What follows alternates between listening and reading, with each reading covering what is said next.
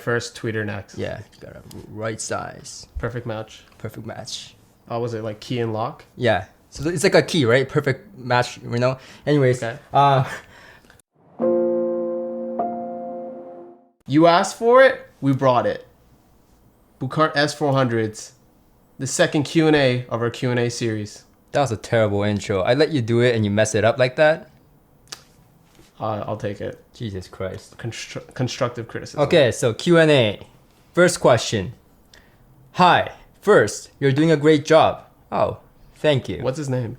Now the question. How would S400 compare to the S300 Mark II for low volume late night listening in small to medium room with 40 something tube watts KT77? Question mark.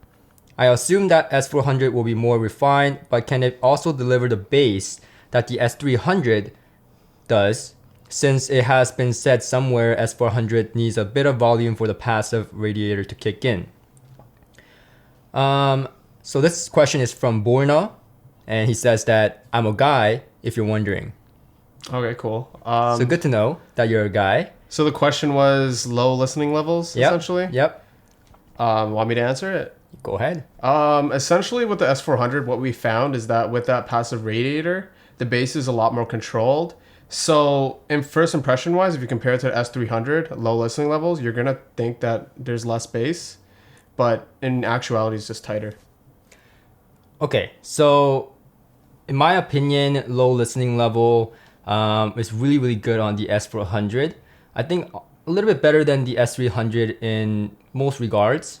Now, mind you, both the S300 and the S400, you have to crank up to a certain amount of volume for you to get that kind of bass response and that kind of dynamicality. It's a made up word right there by me, dynamicality. I mean, it's balanced when like throughout. Yeah, but you still hear the bass at low level listening, and it's quite refined. Now, you mentioned, Borna, that you use 40 something watts of KT77 tube watts. Now 40 tube watts, if it was solid state, I would say it's on the borderline of, you know, since your room is medium, small to medium, I would say it's okay with a solid state, but since you said tube watts, that's a lot more than solid state. So I would say that's a very good combination. And personally, I think these will do very well with tube amplifiers. Now, mind you, I haven't used a tube amplifier with these. I use only solid states, but I can just imagine a larger sound stage. And yeah, I think it'll be a very beautiful match with these speakers. So there you have it. That's For those the of question. you who don't understand what a tube watt is, I was new to it as well. A single watt from a tube makes a speaker louder than what a single watt of a solid state does, essentially. Yes, tube watts are more than solid states. It's just a given fact. Now, second question is from Janaur. Why are the tweeters so small? What do you think, Tujin? Why are the tweeters so damn small on the S400? I'm assuming the waveguide just makes it louder. That's your I don't know, response? maybe it's compensated by the wave size. I don't think the size really matters. So clearly Tujin has done zero research into these speakers. Clearly. Okay, so let me explain. So with the S400, first of all, the size doesn't really matter with the tweeter. It's really the integration. And I know a lot of you guys are gonna be like, what are you talking about? But so the tweeter, right, smaller it is technically better for high frequencies. The reason being is because high frequency, remember, is frequency, how frequent it moves, right? Okay. So if you see high frequency graphs, it's like, oh yeah, you're moving it a lot faster. Whereas, you know, if you're looking at a bass, you know, region, you're looking at like, yeah, right? So small, you can move faster, right? Just like a small easier penis. to move faster. Yeah. Yeah, you would know. Just like a small penis. You would know. Like Tujin will know, right? You will know. You're a fast guy. I'm fast. Yeah, 100%. Now the interesting thing about the S400 is that the waveguide was made first, and then the tweeter that matches the waveguide was chosen afterwards, instead of vice versa. That's pretty cool. Yeah, that's pretty cool. So they actually did the waveguide, right? And then they were like, okay, we need to fit the right size to the waveguide. Okay. Right, so, right. So waveguide first, tweeter next. Yeah, got a right size. Perfect match. Perfect match. Was it like key and lock? Yeah, So it's like a key, right? Perfect match, you know? Anyways, Okay. And the waveguide, basically they measure like 5,402 points or something like that. Yeah, that's what he said, yeah. Around, and really, that's really impressive that they did that. Anyways, to get any kind of artifacts, because I don't know if you've heard like waveguides before, really cheap waveguides. I tried to use them on my DIY speakers before, did not work well. It's really, really shouty. It can become a disaster. The idea is cool because of the directivity and all that, but it could be a disaster. This is an example of what a very well-designed waveguide can do. Basically a success. Yes. So the small tweeter is very beneficial because it can move faster, and the waveguide compensates for the low output of a small tweeter. So that's how it works. And so the waveguide is essential when you're using a small tweeter like this.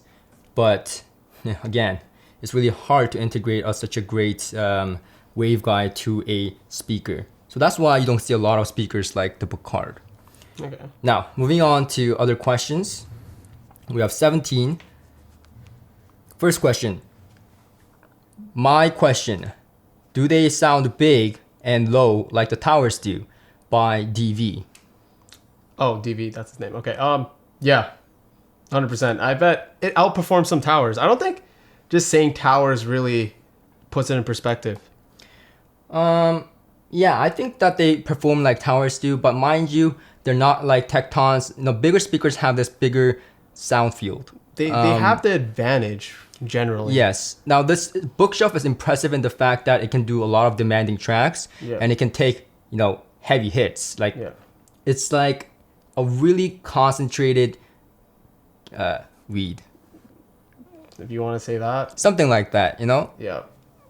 So yeah, to answer your question, they go low, they can do demanding tracks, they sound like a tower. It's very, like, essentially performance-wise, it exhibits a really high level of performance. Yeah. Thomas Locatelli. Hopefully I spelled your last name correct.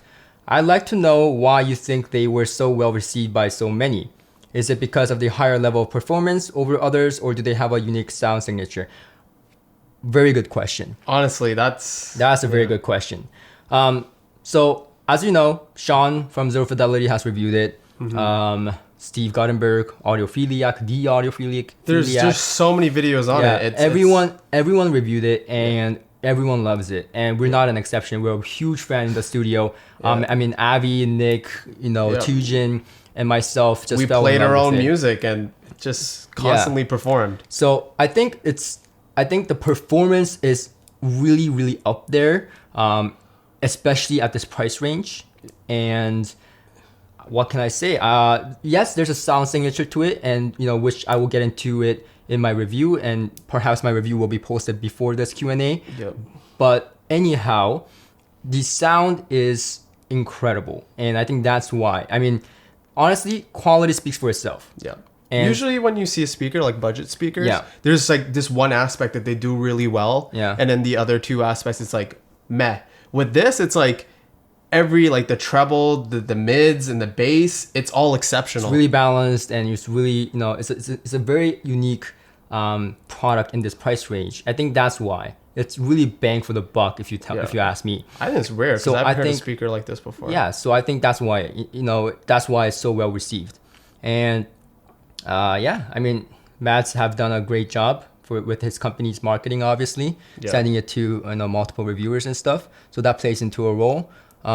It's risky too, because I mean, you have to really stand behind it. Yeah, he is very confident enough that he sends these speakers to multiple reviewers, including us, and none of us said, eh.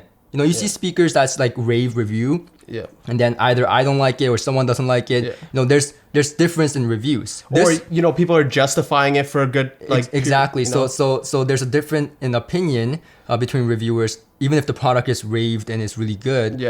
This is like everyone. I haven't heard one person speak negatively about the S400 within the reviewer community. Everyone loves it. Next question, Neo K. Do a comparison against the Kef R3 since they are a similarly priced product. Now, again, we did a review, comparison with the R3 and the S300. Yeah. And with the S400, I really think that the Kef R3 is not really comparable. I mean, I think it's a very different. It's different. it's different. I think this, like I mentioned, the S300 has more grain to it compared to this. Yeah. When I first listened to the S400, the first thing I noticed was that it was less grain, much cleaner than the S300, Yeah. and really came across as a what I would call an audiophile sound. Yet still easy to listen to. I think the Kef R3 is like on the extreme of audiophile. Yeah, and it's less forgiving. Yeah, the Kef R3 is like less forgiving, really good with well recorded tracks. So Yeah. it's like on the extreme of audiophile. Yeah. And then this is like A nice balance. nice balance between the S300, easy to listen to, yet still has refinement and that kind of characteristic. So if it was for me, I would choose the S400. How about you? S400. Just let me put it this way. The mid-range and the treble will be noticeably different from those two speakers, but the bass, both speakers have a really tight bass response. So this is coming from a Kef fanboy, so keep that in mind. Yeah. Now, are you a Buchardt fanboy? Let's I'm say, s- I still like the Kef tuning. Like I'm not gonna lie. Let's say- but the Buchardt. listen. Yeah. What if Buchardt comes with a floor sander? What would you do? That's, I'm sold.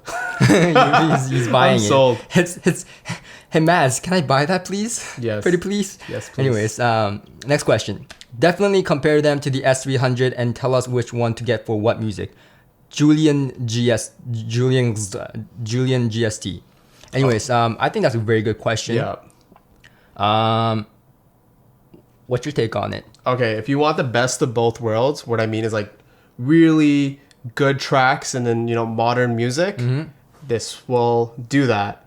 The S300 is more of a fun speaker. Yeah, I agree. I do agree with them. You and I agree on some stuff. That's impressive. Anyways, Okay. Enough with roasting Fusion.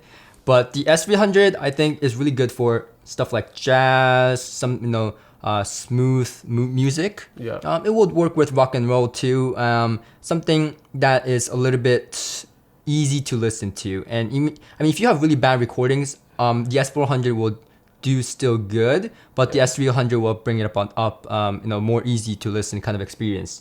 The S400 is, like Tujan said, on the borderline, and you can really throw anything at it and it will sound half decent. Yeah. Even really poorly recorded recordings, it will still sound half decent. So Like I've heard, modern music on, let's say, the Kef R3s, and it's just not, you don't get the same enjoyment. yeah, if you listen to modern music, definitely these over the Kef R3s Yeah. or the S300, in my Yeah. opinion. 100%. Next question: how do they how they are compared to KEF LS50 and R3? I know they're different, but still. So we answered the R3 question quite a bit. So we'll look at the LS50. LS50 is like half the speaker. Let me tell it this way: if you have the LS50, sell that shit really quick and buy these. Moving on. Okay. No. There's no comparison. Like, Yeah. this guy asked me, is the LS50 an upgrade? No. Sorry. Is the S400 an upgrade from the LS50? Let me put it this way: it's not an upgrade. It's the next tier. Essentially. Yeah. If you haven't heard these, then you don't know what music is. You want to use these as a basis for a good speaker. Yeah, this is becoming a rave fanboy review. This might actually really be like a reference, honestly. Yeah. So next question: compare this to the Triangle Comet and or the Klipsch RP600M by David Quintus. Now, I haven't heard the Triangle Comet. First time I'm saying that I haven't heard a speaker. Yep. But I haven't heard it, and that's my honest take. I haven't heard the Triangle Comet, so I can't comment on it. However, with the Klipsch RP600M, I have obviously heard it because I reviewed it on this channel. My take is that Klipsch RP600M is a more lively concert kind of experience. It's honestly like sitting in the front row of a Oh, that's a very good example. So I would put it this way. Because the Buchardt S400 is no way dead sounding in the rolled off kind of sound. It's not. It's smooth. In a way, it's kind of like it has a lively tune to it. So like a tad bit. So what I would describe it is, I think a very good thing to say is the Klipsch RP600M is like sitting in the very front of a concert, whereas this is like the 10th or the 11th row. Yeah. That's what I would say. It's kind of comparison there. So there you go. And next question. Please compare with the brands that are famous like KEF, Harvest, Dynaudio, of course, bookshelf size. Then it's more easy to understand. And please don't forget the quality of different volumes like low volume and mid volume. Joe, listen, Joe. You want me to compare it to everything. That's hard to do when you don't have the speaker right beside. If you actually want an accurate response. So that's really hard to do. But I can what I can answer here is that at different volumes, low volume and mid volume, which we tested both just a minute ago, once again to freshen up. Low volume on the Buchardt S400 is exceptionally good for a bookshelf speaker. Mid volume is when things really start to shine and you're like, okay, this is freaking wonderful. When you crank it up like we do, right, once in a while to hurt our ears, us youngins, because we don't care about our ears, obviously. I'm joking. It really becomes exceptional experience. The sound field becomes amazing. So yeah, all across, I think different volume levels, they're very good. No complaints there. I'll put it this way. It's like low listening. It's like having background music, but still really enjoying it. Mid-level is like you don't listen to regular music. And then when you actually put it up, it's like you have a physical concert in front of you. Yeah, you don't have that kind of, you're not missing anything out. So next question. I am looking for a speaker for both music and movie duties. Between these and the Kef R3, which would work best? Also, Rega Bio R, 50 watts, powerful enough to drive either of them. Okay. So I'll put it this way. Music, and I know he's keep pointing at this, but this is my take on it. So you're saying both. Music, 50-50. Movies, you can't. The R3s aren't built for movies. It's just not. When you compare it to something like this, where the low end just comes in nice and tight with more extension and more volume, you don't want to go to R3s. Yeah, I think if you're playing both music and movies, the Buchardt S400, the R3 is an iffy one. R3 is really niche. It's if something like audiophile. If you have really good recordings that you want to appreciate, then the R3. If anything, the R3 might do imaging a bit better. Yeah, so that would work better for movies and audiophile recordings. Next question. Oh, and Rega Bio R 50 watts per channel. I have no idea what that amplifier is. Well, I know what it is. I just never heard it. Is it powerful enough? If your room is like small to mid-sized, this would work. Kef R3 need a little bit more. Next question. Doug G. Let's do this. Hell yeah, man. All right. Doug G. Love the look of those things. Hell yeah, man. ×2. Really considering these paired with my SVS SB 2000 sub or Tecton double impacts. By John Borg. So as like a separate set? I have no clue. So you don't really need a sub with these, in my opinion. Unless it's for movie purposes and you just want an LFE channel. What do you mean paired with double impacts? I guess if he wants to alternate between the two. I guess. I mean, that's really not a question. So let's move on. Next question. Please compare them to similar priced bookshelf speakers and towers you had listened to. J. Rick. That price zone is all J. J. Rick, listen here. Not to boast, but really to boast. I listened to I've owned 60 bookshelf speakers in my journey. And that's not including the review units and the stuff that I listen to at store. That's just really the stuff that I bought off my pocket, right? So for me to compare all of those to these, let me put it this way. All the vintage speakers, unless they were 4 times the size of this and they call it bookshelf, not really bookshelf, but bookshelf, those speakers couldn't, unless they were that size, they could not do bass heavy tracks. They could not do demanding tracks. They will start to bottom out. So I know a lot of you guys are saying, what do you mean by, a bookshelf speaker clipping? That's a wrong term, and I apologize for that. What we mean by that, because the question was asking that question, right? It was like, why is it clipping kind of thing? Yeah. So that's why we answered it that way. So yeah, it's more of an amplifier term. The amplifier can't deliver enough The amplifier power. clips, when we're talking about the speaker clipping, we're not talking about the clipping, we're talking about bottoming out and the bass just not being able to deliver. It starts to distort. The vocal starts to distort, and that's what happens when the bass starts to bottom out and there's not enough juice to drive. The speaker's drivers are not big enough and the volume is not big enough to drive them. It's essentially the speaker losing control of the woofer. Yes, there you go. That's better explanation right there, for once. Anyways. For twice. Trice at this point. So that's how I would compare it in total. I can't really comment too much on all the ones I've listened to. This is like very easy, like no-brainer pick. So if you're looking for a bookshelf speaker that's best bang for the buck, has really good balance overall, this is no-brainer right here. I feel like this speaker is like a technological feat. Yeah. Next question. Try these with one of the Crown XLS Drive Core 2 Series amp. No. No. Vicky Sharp, no. I don't suggest you do it. I'm not gonna do it. Next question. How do you like the sound at lower volume levels? How does the sound signature change? We kind of already answered that. We kind of answered that, but he has another question. Yeah. How would 3 of the S400 do in a 3.1 home theater setup? He likes threesome.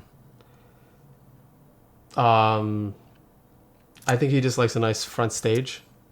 Honestly, I don't think you need 3 of these because these really, like I talked about in my review, if it's out before this Q&A, it really does the contour response very well, and to a certain extent, in my opinion, power response. Yeah. So what I mean by that is you walk around in the room, you get really good even sound field, and you also, when you're sitting not away from the sweet spot, so off axis, you still get that kind of sound, very good imaging all across the board. So having 3 of them is kind of repetitive. If you're a perfectionist, yeah, sure. But it can you can benefit from it, but it's not absolute. Yeah, I would just say that.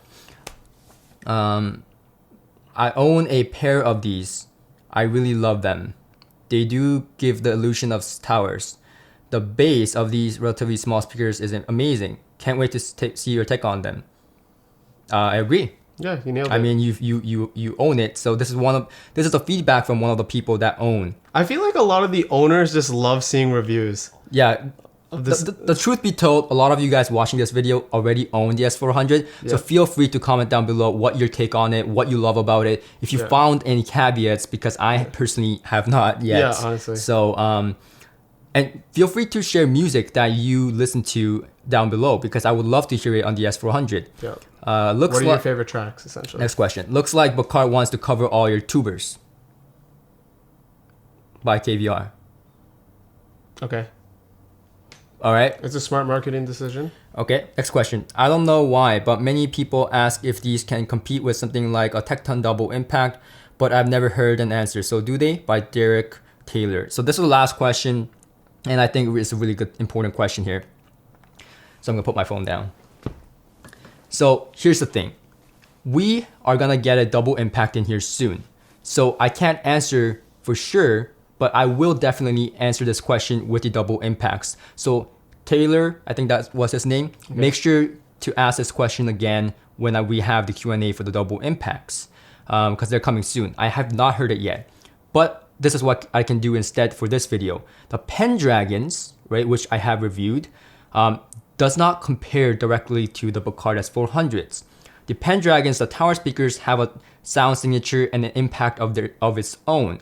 A full tower speaker has a beauty of its own in the fact that the sound field is very different coming from a tower speaker to a bookshelf. And a lot of you who has owned a full floor stander and a bookshelf will attest to this. So it's a very different experience. It's not, one or the other, or one is better than the other. It's a different experience. For example, the Pendragons, yes, you get more bass, you get more oomph, and you get more grand sound out of it, like if you're in an orchestra.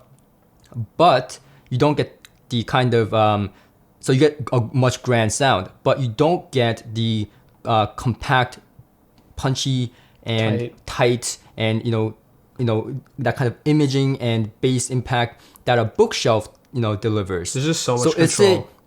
So it's a give and take, right? So one is better in certain aspects in one area than the other. So it's not like one is better in all regards, right? The S400 is a impressive speaker because it's a bookshelf that is still able to do what it's kind of going into territory of what a floor standard can do. It's breaking boundaries. Yeah, so that's why it's impressive.